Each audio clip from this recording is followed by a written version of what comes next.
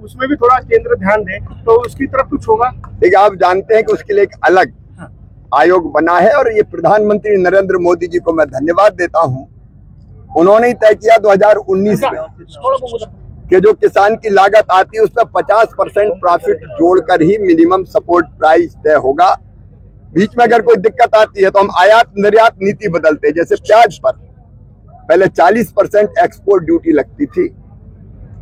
हमने यहाँ की स्थिति देखकर राज्य सरकार ने भी कहा, किसानों से चर्चा हुई, पहले घटा के 20% किया और अब 0% कर दिया है। यहाँ के प्याज उत्पादक किसान महाराष्ट्र के या देश के कहीं भी अपना प्याज बेच सकते हैं। हमने ये भी तय किया कि सोयाबीन की जब कीमतें कम हुई तो विदेशों से जो तेल आता था, खाद्य तेल, एडिबल ऑयल, वो 0% इंपोर्ट ड्यूटी पे आता था। उस पर इफेक्टिवली 27.5% इंपोर्ट ड्यूटी लगाई। दलहन का उत्पादन भी होता है। यहाँ हमने तय किया, तुअर यहाँ पे होती है, अरहर, तुअर, राहर, अलग अलग नाम से बताते हैं। जितना किसान पैदा करेंगे एक एक दाना खरीदेंगे। 100% तुअर, मसूर, उड़द। मसूर जो हमारे यहाँ सस्ती आ रही थी उस पर हमने 10% इंपोर्ट टैक्स लगाया है। 11% चने पे 10% लगाया है। तो जब जरूरत पड़ती है किसानों के हित में केंद्र सरकार आयात निर्यात नीति को बदलती है। और ये योजना जो है ये बंद होने वाली और फिर ये योजना राज्य सरकार बनाती है और राज्य सरकार चलाती है। मैं मुख्यमंत्री जी को बहुत धन्यवाद दूंगा, शिंदे जी को भी धन्यवाद दूंगा, पूर्व मुख्यमंत्री जी, और अब भी सरकार चलाने में जिनका प्रमुख योगदान है, अजीत दादा को भी, कि लाड़की बहना योजना बहुत सफलतापूर्वक चला रहे हैं। ये राज्य सरकार चलाता है। केंद्र सरकार का, प्रधानमंत्री जी का जो संकल्प है लखपति दीदी बनाना, इसका मतलब है हर बहन की आमदनी, घर का कामकाज करते, गरीब बहन की आमदनी 1 लाख रुपया सालाना, मतलब 10,000 रुपया कम से कम हर साल होनी चाहिए। 3 करोड़ लखपति दीदी का संकल्प प्रधानमंत्री जी ने लिया है। मेरा विभाग काम कर रहा है।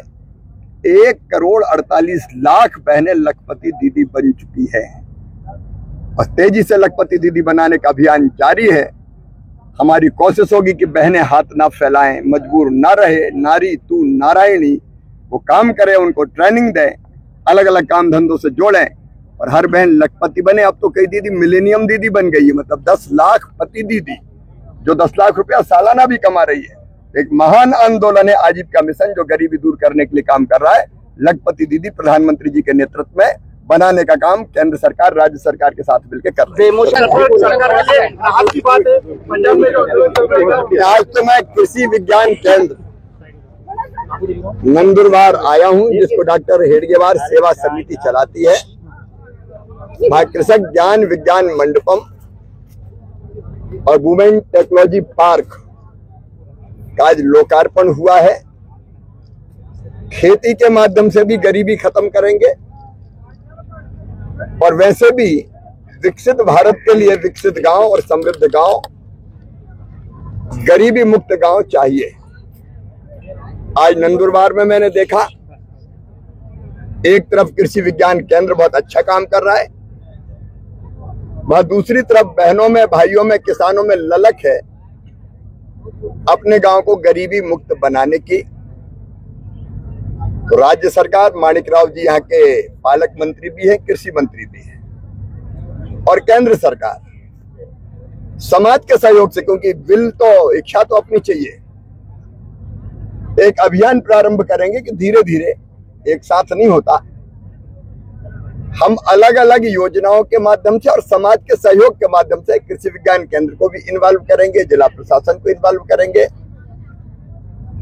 और गांव में खेती के माध्यम से और खेती के अलावा ग्रामीण विकास विभाग की योजनाओं के माध्यम से, जैसे आजीविका मिशन है, लखपति दीदी बनाने का अभियान चल रहा है, तो हम समावेशी आजीविका चलाएंगे। गांव में के परिवार में कोई भी आजीविका से वंचित ना रहे, कोई ना कोई काम से जुड़ जाए, उसका प्रयास हम करेंगे।